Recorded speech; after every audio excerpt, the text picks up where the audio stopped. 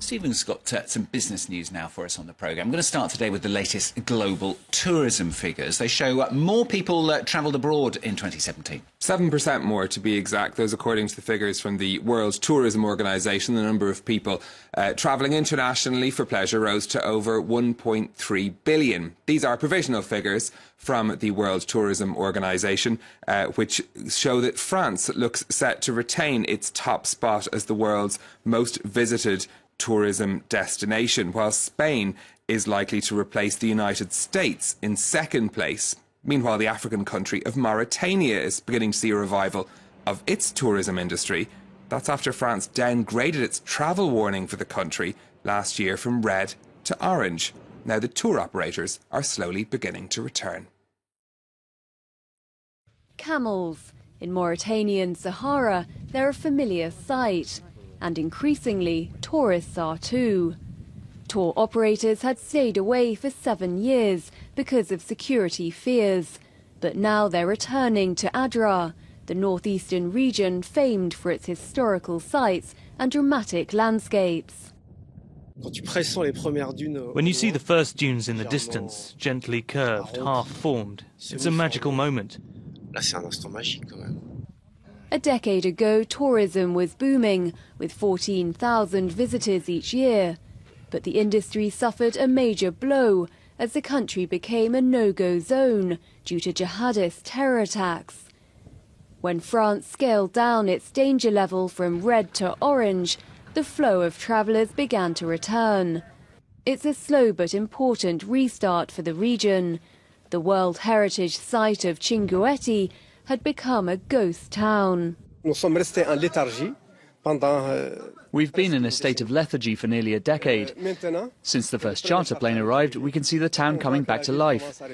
We're seeing small stalls selling traditional objects starting to appear, and there are smiles on people's faces.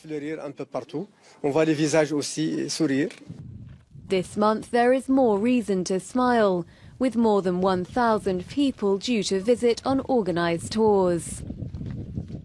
Greece for this next story. The Parliament there approving one of the final packages of economic reforms under its bailout. Some 20,000 people protested outside the Parliament during the vote while transport services were disrupted in Athens. The measures will unlock around €6.5 billion of bailout loans. The changes include opening up regulated professions, restructuring family benefits and making it harder to call a strike. Greece's third bailout is set to end in August of this year after years of austerity measures demanded by its international lenders. Prime Minister Alexis Tsipras described this vote as pivotal. The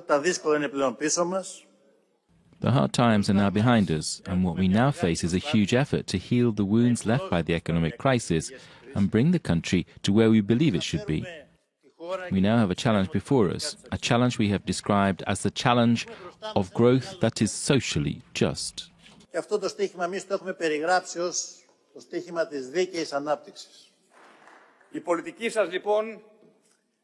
Your policies continue to drive away investments instead of attracting them. By now, you've proven that you prefer to spread poverty, even while citizens are asking for growth and prosperity. Handing out benefits isn't enough. What citizens need is to take back control of their own lives. The French carmaker PSA has reported a 15% rise in sales for last year.